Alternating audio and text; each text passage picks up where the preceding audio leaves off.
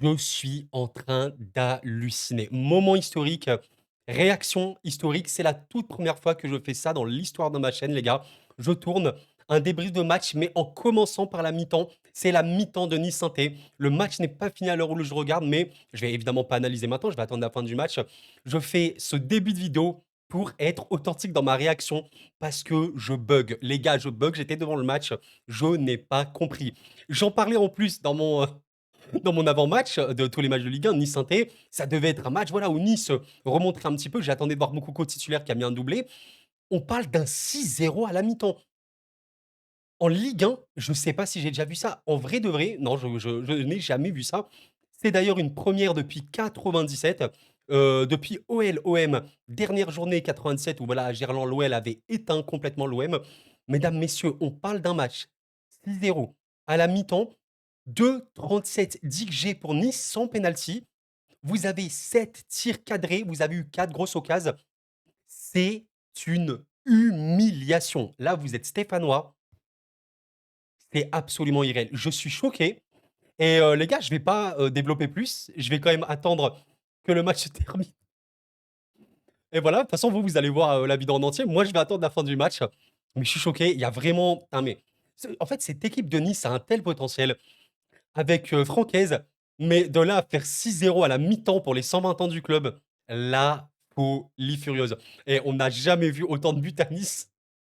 Depuis combien de temps on n'a pas vu autant de buts à Nice en un match? C'est n'importe quoi. Bon, en tout cas, vous allez voir, directement la suite de la vidéo. Moi, je vais attendre, un bonne 45 minutes, 1 heure pour la suite et voilà. Allez, prenez soin de vous les gars. Moi, je regarde la fin du match. Depuis que j'ai fait cette chaîne, je pense que c'est sans nul doute, la plus grande humiliation. Un moment historique. Pour la Ligue 1, vous savez qu'on parle beaucoup de la Ligue 1 ici. C'est un moment historique. Nice s'est réveillé, l'aigle, a déployé ses ailes et a décidé, d'éteindre, d'annihiler, d'exterminer, de détruire, de réduire à néant Saint-Étienne.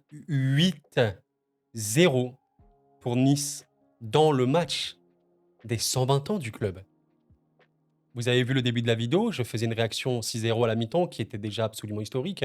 Le seul match dont on avait vu ça, enfin, à l'époque, c'était cet OLOM 24 mai 97. Et là, on a fait un 8-0, qui est un score extrêmement rarissime. On a déjà traité sur cette chaîne des matchs assez hallucinants, notamment le OL Montpellier, je crois que je faisais pas encore YouTube, mais le 5-4 OL Montpellier qu'il y a eu, c'était dingue, mais il y avait juste un écart de but. Ok, le match était dingue. Là, je parle des humiliations, des plus grands écarts. Honnêtement, en Ligue 1, je me souviens bien évidemment du PSG Dijon. Je suis supporter parisien, donc je m'en souviens forcément bien. Je me souviens forcément du PSG Guingamp, assez choquant, entre autres. Hein, voilà, il y avait Ustac PSG, mais PSG, PSG, PSG. Voilà, le PSG, bon, avec les moyens qu'il y a, avec les joueurs qu'il y a, on pouvait imaginer des scores assez aberrants. Là, une équipe autre que le PSG, alors il y en a eu, hein, il y en a eu, mais un 8-0 comme ça, un 8-0, on assiste à un réel moment historique. Alors vous êtes niçois, je vais vous montrer un truc qui est absolument hallucinant. Je regardais le classement de Nice l'année dernière. Nice était cinquième, ok, et avait marqué 40 buts. Est-ce qu'on se rend compte que sur un match, quasiment un quart des buts ont été mis en un match par rapport à l'année dernière? Bon, j'arrive pas trop à m'exprimer, vous avez compris. Il y a quasiment eu un quart des buts totaux de Nice l'année dernière en un seul match.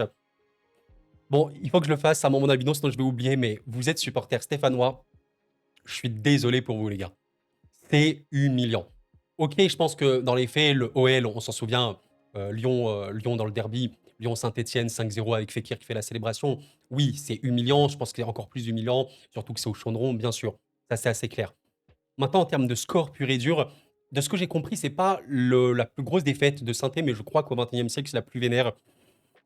Ouais, c'est humiliant et le pire du pire, saint n'a quasiment pas existé, quoi. C'était une réelle humiliation. C'est même pas comme si, je sais pas, Nice avait eu de la chance ou quoi. Non, il y a eu Nice qui a été rouleau compresseur. Et en fait, vous le savez en plus, si vous me suivez depuis quelques temps, vous verrez mes vidéos, vous pouvez aller les revoir, il n'y a aucun problème. À chaque fois que je parle de Nice, j'aimerais parler plus de ce club, comme voilà, du PSG, de Lyon, de l'OM et tout machin. J'aimerais parler plus de ce club, mais tout le temps, je suis en mode ah là là, Nice. En vrai, c'est quand même un gâchis parce que ce club a un potentiel absolument hallucinant. Le projet, rien que la localisation de Nice, le stade qui est quand même assez grand. Alors, ok, il n'est pas bien placé vis-à-vis de la ville, mais le contexte Côte d'Azur, les moyens financiers qu'il y a à Nice maintenant, c'est tellement un club avec un potentiel de fou. Et même avec les joueurs que tu as là, on l'évoquait avant le début du championnat. Moi, j'étais en mode, voilà, quelles sont un peu les équipes qui me excitent. Bah, Nice, moi, je vois le 11 titulaire, je vois le banc, je me dis, ah ouais, Nice, donc tu as la technique, tu as le côté imprévisible, tu as quand même des joueurs avec un gros, gros, gros potentiel offensif. Il y a un coach, Francaise, comment ne pas l'évoquer, on parle de Francaise, coach qui avec Lens avait notamment battu le PSG, avec des matchs très, très convaincants, qui a failli remporter la Ligue 1.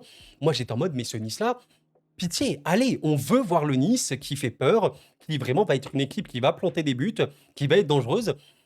Merci. Alors, 8-0, bon, je l'attendais je l'attendais pas comme ça, mais c'est vrai que sur les derniers matchs, alors assez dingue parce que oui, il y a ce match contre Marseille, mais sans compter ce match sur Marseille, si tu prends Nice, Angers, Angers-Nice et Nice-Saint, il y a eu 12 buts.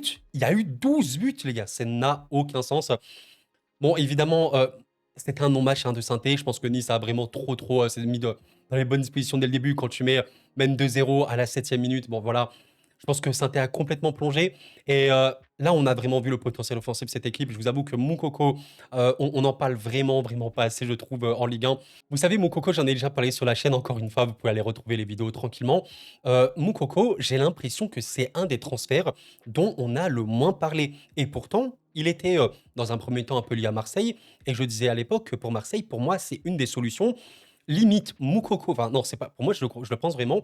Vous rajoutez ce Moukoko à cet OM-là, pour moi, l'OM est encore plus fort qu'il est actuellement. Réellement. Wai, je le trouve vraiment très bon, mais Moukoko, on l'évoquait sur la chaîne, c'est pas le meilleur joueur du monde sur tout ce qu'il a machin. Par contre, il a une méga qualité, c'est la frappe. Il a un taux d'expected goals très élevé. Il a un taux de tir cadré, de but par tir cadré et tout qui est extrêmement élevé. C'est ce qu'on a besoin aussi dans le football. C'est un mec, bon, ok, alors c'est pas le plus doué. Mokoko a quelques petites, voilà, quelques petites palettes, il faut le dire. Mais ce mec, il tire, tu sais qu'il va marquer. Et Moukoko, il est très jeune, il a 19 ans. De ce qu'il a montré, même sans avoir joué des millions de matchs, c'est un mec, oui, qui a une frappe extrêmement forte, extrêmement bonne. Et voilà, aujourd'hui, alors, on va revoir ça, mais je pense qu'il fait un match 2 ou 3 tirs. Et voilà, au final, tout se passe très bien. Voilà, les expected goals, c'est Sam Moukoko. Quand on regarde les XG du match, vous avez forcément le buteur sur penalty Rosario à 0,79. Vous avez Sofiane Diop qui a pu marquer, évidemment. Et Moukoko, 2 buts, 1,53 d'XG. Pour ceux qui ne comprennent pas, qui ne connaissent pas trop ça, 1,53 d'XG sur un seul joueur. C'est énormissime et le pire, c'est qu'il a 1,72 GOT. Ça indique littéralement la qualité des occasions qu'il a au-delà de la frappe. Oui, Moukoko est pour moi largement parmi les potentiels offensifs en Europe. Bah, les avancantes qui arrivent le plus à se générer des occasions ou du moins à être très dangereux. Moukoko dans la surface, c'est extrêmement dangereux. Et voilà, on l'a vu. Là, je crois qu'il tire 3 fois. Voilà, nombre de tirs 2. Une passe D en plus, voilà, il peut un peu, il a un peu cette palette-là. Précision des tirs, il est très précis. Il a une frappe vraiment, vraiment très précise. Où va aller ce Nice-là? Moi, maintenant, j'ai des attentes. Honnêtement, j'ai des attentes pour ce Nice qui va avoir, oui, la Ligue Europa qui va arriver. Ou là, là, le Lens Nice. Francaise qui va affronter son ancien club. Le Nice PSG, là, comme ça. Ouh, ouh, ouh, ouh, ouh. Ça va être quelque chose. Actuellement, Nice est bon, 6e de Ligue 1. On va attendre un petit peu les autres matchs, évidemment. 14 buts. Ils sont passés devant Marseille. Bon, évidemment, il y a un match en moins, mais c'est dingue. 14 buts pour Nice. Et ils étaient voilà, surtout connus pour avoir une grosse, grosse défense. Ils se sont pris quelques buts. Voilà, l'année dernière, ils avaient une défense de fou. Il y a eu quelques pertes, on verra bien. Mais voilà, je voulais quand même vous montrer apparemment le record absolu de l'histoire de la Ligue 1. C'est un match voilà, qui a été cité. Le Sochaux-Valenciennes de 1935. Je vous spoil, je n'étais pas né en 1935. Eh oui, les gars, eh oui, je n'étais pas né, c'est triste, hein, mais bon. En vrai, je rigole, j'étais né en 1935, je me rappelle très bien de ce match-là, avec un septuplé de monsieur André Abeglen. Voilà, septuplé, magnifique, contre Valenciennes. Bon, bah c'est dingue, on verra bien. Franchement, moi là, je prends dans ce genre de cas, de ce genre de vidéo assez dingue, un peu la température. Bah, c'est quoi votre feeling, c'est quoi votre ressenti? Là, moi, je me mets à la place d'un Niçois. Tous les ans avec Nice, tu as des attentes. Franchement, moi, je pense que être Niçois, être supporter de Nice, c'est toujours avoir des attentes. Et au vrai, de vrai, c'est souvent finir déçu. C'est vrai. Maintenant, si tu regardes un petit peu la chronologie de Nice depuis voilà, le rachat, bon, 19-20, tu finis 5e. 20-21, tu finis 9e. Donc, en vrai, c'est un échec hein, par rapport au projet de Nice. 21-22, tu finis 5e. Bon, voilà, encore une fois, 5e place.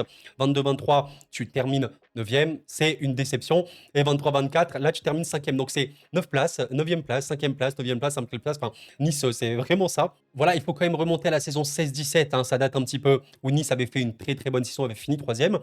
Maintenant, oui, il faut que Nice, voilà, prenne un petit peu ses responsabilités, j'allais dire, mais pourquoi pas profiter aussi de un peu des concurrents un peu dans le flou. Lyon, bah, on voit que c'est vraiment une équipe qui va vraiment vers un nouveau projet. On ne sait pas trop comment va être Lyon, à quel point ils vont être compétitifs. L'OM, ok, le potentiel de l'OM, il est hallucinant. Et factuellement, l'OM a une énorme chance d'être très très bien placé cette année en Ligue 1. Monaco, oui, c'est vrai, mais pourquoi pas Nice tenter sa place et enfin franchir un peu ce cap de 5e place et dans le top 4, top 3, on ne sait pas. On verra bien. Bon, voilà, c'est pas parce qu'il y a eu un 8-0 non plus, on peut s'enflammer et tout, bien évidemment, c'est quand même exceptionnel. Mais voilà, n'oublions pas quand même que c'est une équipe qui a pu concéder quelques buts, qui peut concéder des occasions. Ça me choque pas vraiment, c'est quand même une équipe qui est très, très, très offensive. Hein. Sincèrement, à part les centraux, et même les centraux, hein, certains peuvent monter, je pense à Ndaya Chimie notamment, qui a été un peu voilà, remis dans cette défense à 3, c'est assez cool. Mais Rosario, Ndombele notamment, oui, ok, c'est un double pivot qui est vraiment porté vers l'avant, surtout Ndombele. Barre et Klose sont clairement des pistons offensifs, et évidemment les attaquants. Donc c'est normal que Nice va subir des occasions, c'est normal que Nice va prendre des buts. Maintenant, voilà, il faut que Nice marque plus. Et je vous prends par exemple ce match contre Marseille, qui a été intéressant parce que Nice l'a perdu 2-0. Et pourtant, factuellement, regardez un petit peu les stats. C'est Nice qui a les meilleurs stats du match. C'est Nice qui a eu le plus de grosses occasions. Donc, ouais, Nice a raté.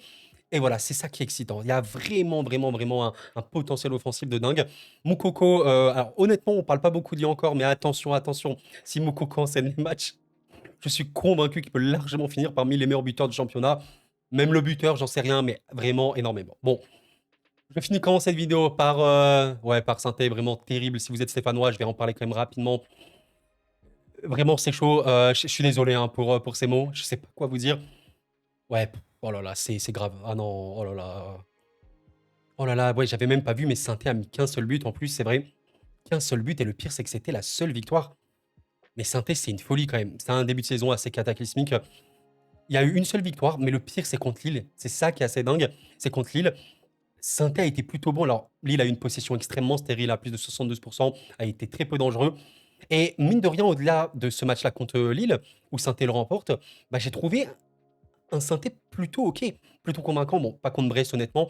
Contre le Havre, ça a eu un peu de mal, mais par exemple, leur premier match, il y a eu une égalisation qui a été refusée à rien. C'était un bon match. Et je me suis dit, ah, bah pourquoi pas ce Sainté, voilà, nouveau. Il y a beaucoup de fraîcheur. Il y a David Dashvili notamment qui a été une des recrues, je pense, les plus importantes. Bah, au final, tu enlèves ce match-là contre Lille. Sainté a fait que perdre et Sainté n'a pas marqué. Plus, voilà, un match où il a pris 8 buts. Bon, oui, bien sûr, Sainté joue le maintien. À quel point, je sais pas. Montpellier a vraiment beaucoup de mal. On verra Angers, qui je trouve joue bien quand même. Un but marqué, 15 buts encaissés.